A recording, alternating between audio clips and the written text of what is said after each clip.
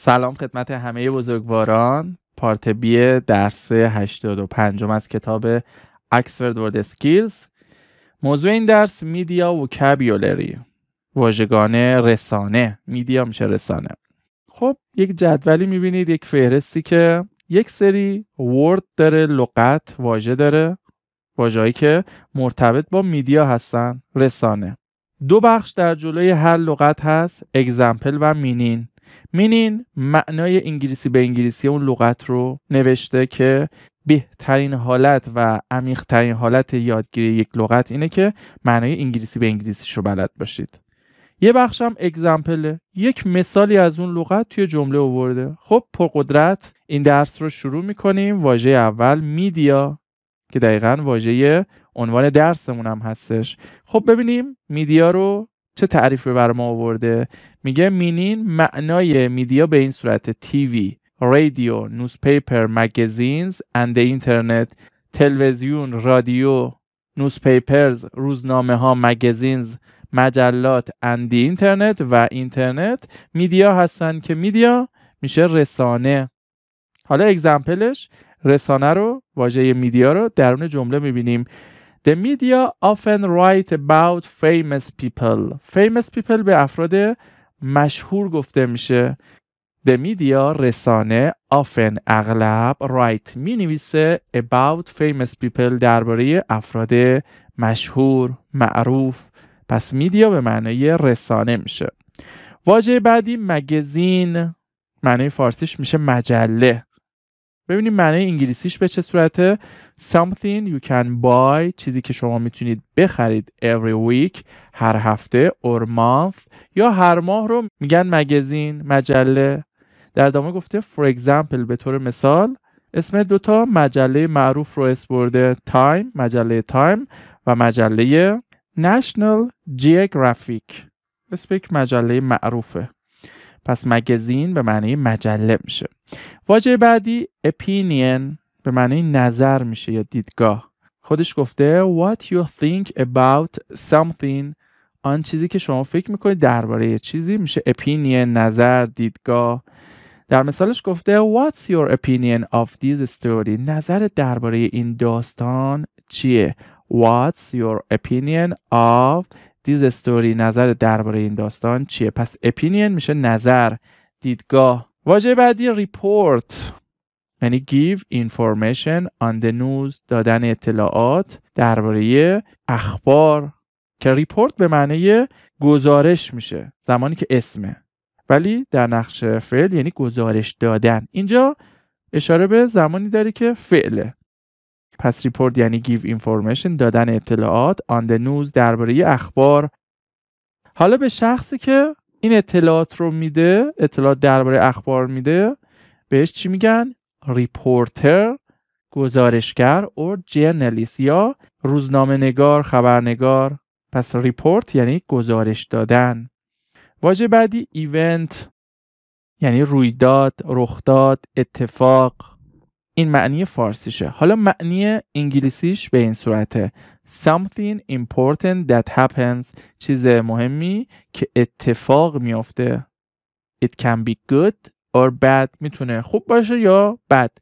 پس همیشه خوب نیست، همیشه بد هم نیست. هم میتونه خوب باشه، هم میتونه بد باشه. یه وقتایی خوبه، یه وقتایی بده. ایونت میشه رویداد، رخداد یا اتفاق. در مثالش گفته The Olympic Games is a very big event.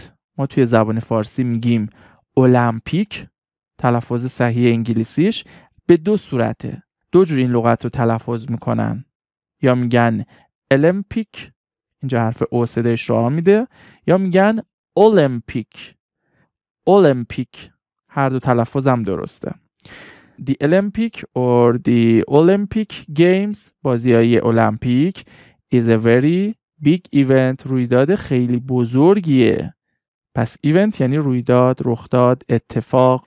واژه بعدی die، یعنی stop living، توقف زندگی رو میگن die. die یعنی مردن، فوت کردن. در مثالش میگه nobody died in the accident، هیچ کسی در اون تصادف فوت نکرد، نمرد. پس die به معنی مردن، فوت کردن. واژه بعدی war که war نوشته میشه، تلفظ صحیحش war یعنی fighting between، جنگیدن بین countries، کشورها، or groups of people یا گروهایی از مردم. در ادامه میگه when a war ends، وقتی که یک جنگی پایان میابه، به پایان میرسه، تموم میشه.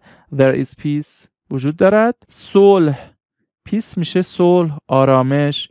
و اما اینجا end فعله.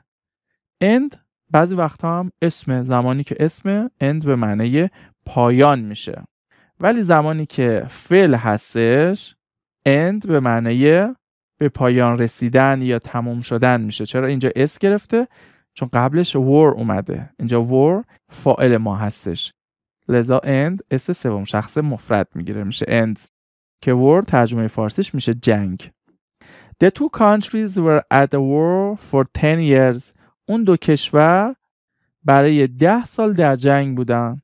پس war به معنی جنگ میشه. واژه بعدی disaster به معنی مصیبت میشه یا بلا. Something very bad that happens، چیز خیلی بدی که اتفاق میفته. Often اغلب when a lot of people die، اغلب وقتی که افراد زیادی فوت میکنن، میمیرن. پس disaster به معنی مصیبت میشه یا بلا. The tsunami was a terrible disaster. terrible یعنی خیلی بد، افتضاح.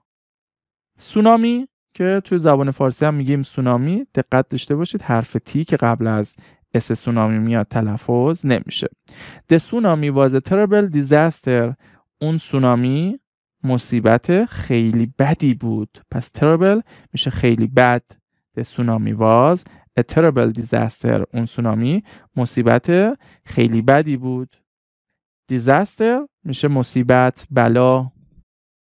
celebrity به معنی آدم مشهور میشه که حالت جمعش حرف وای انتها حذف میشه، تبدیل به آی میشه و بعد اس میگیره، میشه celebrities، افراد مشهور. خب معنی انگلیسی به انگلیسیش a famous person، یک شخص معروفی، usually from TV، معمولا از تلویزیون، فیلم، or sport یا ورزش که celebrity گفتیم به معنی آدم مشهور میشه که حالت جمعش میشه celebrities. There was a lot of celebrities at the first night of the film. وجود داشتن افراد مشهور زیادی در اولین شب از اون فیلم. پس celebrity به معنی آدم مشهور میشه. و واژه آخر advertisement، تبلیغات. Also advert and ad. advertisement میشه تبلیغات، میگه همچنین advert هم بهش میگن یا ad که در ادامه گفته INF که سه حرف اول اینفورمال هستش، یعنی advert و ad اینفورمال هستن، غیر رسمی هن. پس advertisement غیر رسمیش میشه advert یا ad، هر سه به معنی تبلیغات میشه. خب تعریف خودش گفته text, متن, a picture یک تصویر or a short film یا یک فیلم کوتاهی which tries to sell you something که سعی میکنه یه چیزی رو به شما بفروشه. sell به معنی فروختن میشه. پس advertisement به معنی تبلیغات میشه که حالت اینفورمالش غیر رسمیش میشه advert or ad. خب درون مثال advertisement رو میبینیم، میگه there are too many adverts on TV and in the papers. به صورت غیر رسمی به جای advertisement advert آورده. میگه وجود دارن تبلیغات خیلی زیادی در تلویزیون و در روزنامه ها. پیپر گفتیم میشه روزنامه، نیوز پیپر هم به معنی روزنامه میشه. پس advertisement به معنی تبلیغات میشه، حالت غیر رسمیش advert و ad میشه. خب و اما تمرینات این درس، تمرین 1 تا 3 رو در بخش A کار کردیم و در بخش B که این درس باشه از تمرین شماره 4 به بعد رو ادامه میدیم. تمرین شماره 4 میگه Is the meaning of the sentences the same or different؟ آیا معنی این جملات یکسانی یا متفاوت؟ write S or D. اگر معنی جملات یکسانه حرف اس رو قرار میدید که حرف اول سیمه. اگر معنی متفاوته حرف دی رو قرار میدید که حرف اول دیفرنته. دو تا جمله آورده و شما باید ببینید این دو تا جمله معنیشون یکیه یا متفاوته. یه نمونه رو خودش حل کرده. What do the media say about him؟ رسانه ها درباره او چی گفتن؟ یه جمله. جمله دوم What does the newspaper say about him؟ روزنامه درباره او چی گفت؟ خب این دیفرنت، مشخصه، متفاوته. در جمله قبل میگه رسانه ها چی گفتن درباره اوی آقا، در جمله دوم میگه روزنامه چی گفت. رسانه ها خب اشاره به تلویزیون، رادیو، مجله، اینترنت، روزنامه، اشاره به همشون داره. وقتی میگه میدیا همه اینا رو شامل میشه. ولی وقتی به خصوص میگه نیوزپیپر دیگه اینترنت و مجله و رادیو و تلویزیون رو شامل نمیشه، فقط مختص نیوزپیپره.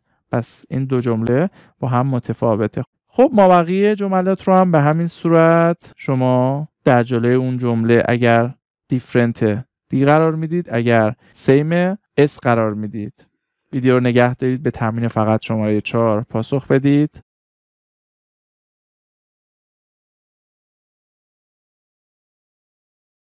تمرین شماره 5 میگه complete the text with words from the table in the correct form. کامل کنید متنی که در پایین اومده with words from the table، با استفاده از کلمات جدول، اون جدول ابتدایی درس. میگه با استفاده از اونا complete the text، این متنی که در اینجا اومده رو میگه کامل کنید in the correct form، به شکل صحیح. یه نمونه رو خودش حل کرده. the جای خالی is TV، the media is TV، radio، newspaper. داره میدیا رو تعریفش رو میگه، بعد جای خالیشون رو شما تکمیل کنید. یک بار دیگه متن رو میبینیم. این متن درس هستش که تمرین شماره 5 رو باید با توجه به این متن تکمیل بکنید. خب ویدیو رو نگه دارید، به تمرین شماره 5 هم پاسخ بدید.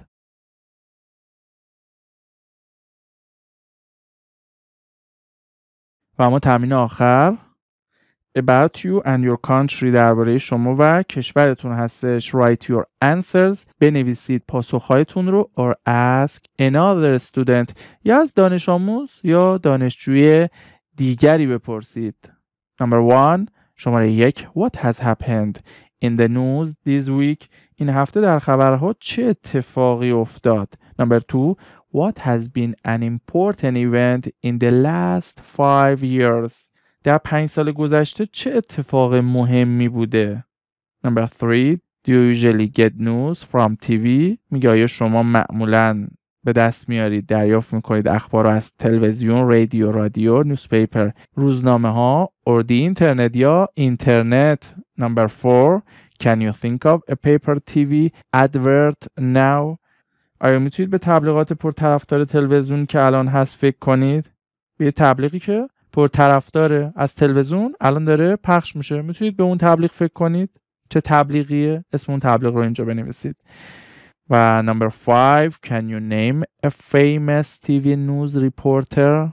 reporter گفتیم به معنی گزارشگر میشه. famous معروف، مشهور. اینجا name فعله. name زمانی که اس باشه به معنی نام میشه. what is your name؟ نامتون چیه؟ اسمتون چیه؟ ولی name بعضی وقتا هم در نقش فعله. اگر در نقش فعل باشه یعنی نام بردن، نام کسی رو گفتن. Can you name a famous TV news reporter؟ اینجور ترجمه میشه. یعنی آیا میتونید نام ببرید یک گزارشگر خبری تلویزیون معروف رو؟ یا اینطور هم میتونیم بگیم آیا میتونید اسم یک گزارشگر خبری تلویزیون معروف رو بگید؟ خب ویدیو رو نگه دارید، به تمرین شماره 6 هم پاسخ بدید. این تمرین با توجه به زندگی شخصیتون و کشورتون هستش و میتونه جوابش متغیر باشه، ولی بعد از اینکه تمرین رو انجام دادید ویدیو رو پلی کنید. یک سری پاسخهای محتمل قرار میدم تا با پاسخهای خودتون بتونید مقایسه کنید و یک الگویی برای پاسخ دادن به این سوالات داشته باشید.